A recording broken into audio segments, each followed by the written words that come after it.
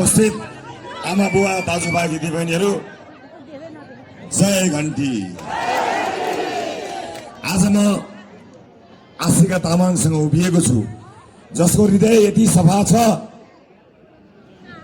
कि उनको उपस्थिति हुँदा, ऊ खडा हुँदा यो देशका कैयौं मान्छेहरूको खुट्टा लगलग काप्छ।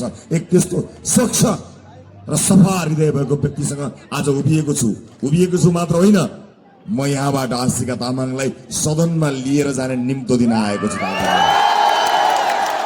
यसपटक आशिका तामाङलाई हामी सदनमा लिएर जान्छौँ।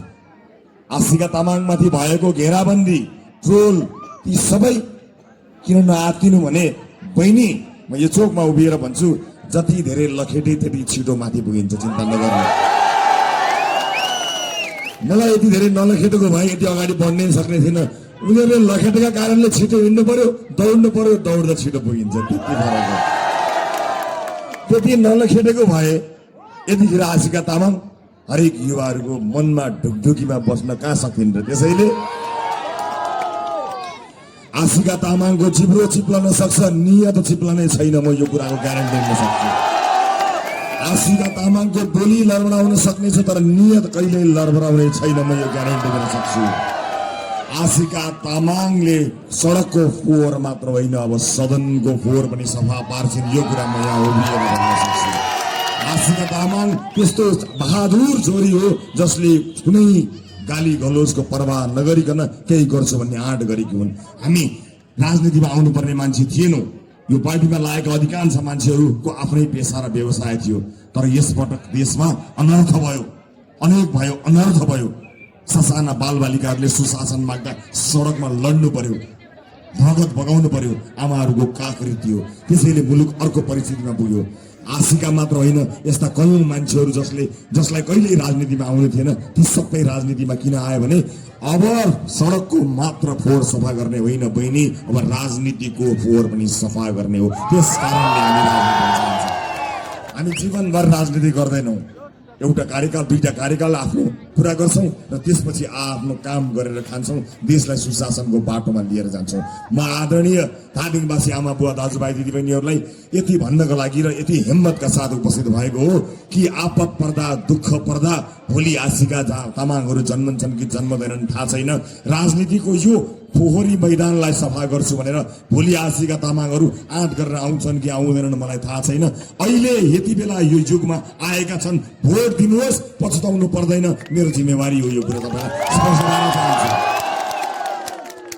आदरणीय आमा बुवा दाजुभाइ दिदीबहिनीहरू, हरेक क्षेत्रका मानिसहरूलाई बोकेर हामी यसपटक देशमा लहर ल्याउने बाटोमा हिँडेका छौँ। त्यसैले यो इतिहास रच्ने बेला हो। इतिहासको यो घडीमा, भोलिका दिनमा तपाईँले सम्झनु पर्दा भन्न सक्नुहुनेछ गर्व साथ, मान्छे त म एमालेको थिएँ, मान्छे त म काङ्ग्रेसको थिएँ, मेरो झन्डा पनि अर्कै थियो, मेरो नेता पनि अर्कै थियो, मेरो नारा पनि अर्कै थियो, तर 82मा के भयो, उथल पुथल भयो, देशले काँचुली फेर्ने भयो। त्यसैले मैले मेरो पार्टी, मेरो झन्डा, मेरो नेता नबनिकन घन्टीमा भोट हालेको हुँ भनेर छाती ठोकेर आफ्ना छोरा नातिलाई भन्न सक्नुहुन्छ।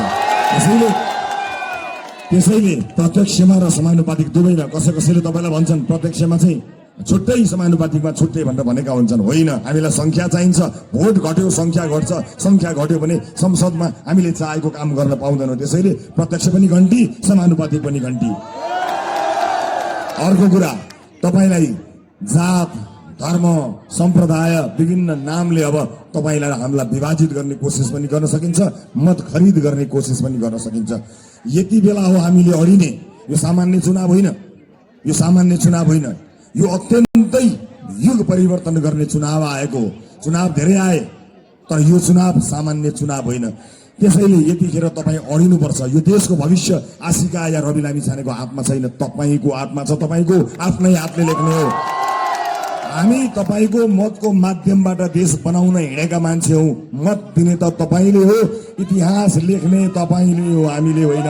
तपाईँले लेख्ने, तपाईँले दिनुभएको भोटलाई अनुमोदन गरेर तपाईँको सेवक बनेर हामी काम गर्छौँ। म यति भन्न चाहन्छु। म आशिका तामाङजीको लागि भोट मागिरहेको छु। त्यसै गरी अन्य हाम्रा समानुपातिक उम्मेदवारहरू हुनुहुन्छ। मसँगै टिपी अरियाल उभिनु भएको छ। हुन त यही वरपरका हुनुहुन्छ, काठमाडौँ 9बाट उभिनु भएको छ। पार्टीलाई अप्ठ्यारो पर्दा, घेराबन्दी पर्दा जोगा बनाएर राख्ने, अझ बढाउने त्यस्तो एउटा सहयात्री साथी मसँग धादिङले दिएको छ। धादिङप्रति म यसै पनि ऋणी छु। धादिङले एउटा साथी दिएको छ, सारथी दिएको छ, जसले आपद पर्दा पार्टीलाई जोगायो, नेतृत्वलाई जोगायो। अब धादिङले एउटी बहिनी दिँदैछ, जसले दाइलाई होइन, दाइहरूलाई, देशका दाइहरूको, भाइहरूको सबैको भविष्य लेख्नको निमित्त संसदको यात्रा तय गर्नेछौँ। तपाईँको भोट लिएर यसपटक आशिका तामाङलाई सङ्घीय संसदमा लिएर जाने हो। गाली गर्नेले गर्दै गरून्, ट्रोल गर्नेले गर्दै गरून्। आशिका तामाङलाई सांसद बनाउनका लागि मतदान गर्नुहुनेछ, अत्याधिक मतदान गर्नुहुनेछ भन्ने विश्वास लिँदै आफ्नो भनाइ यही टुङ्ग्याउँछु। सबैको जय होस्। जय देश, जय घन्टी, जय घन्टी।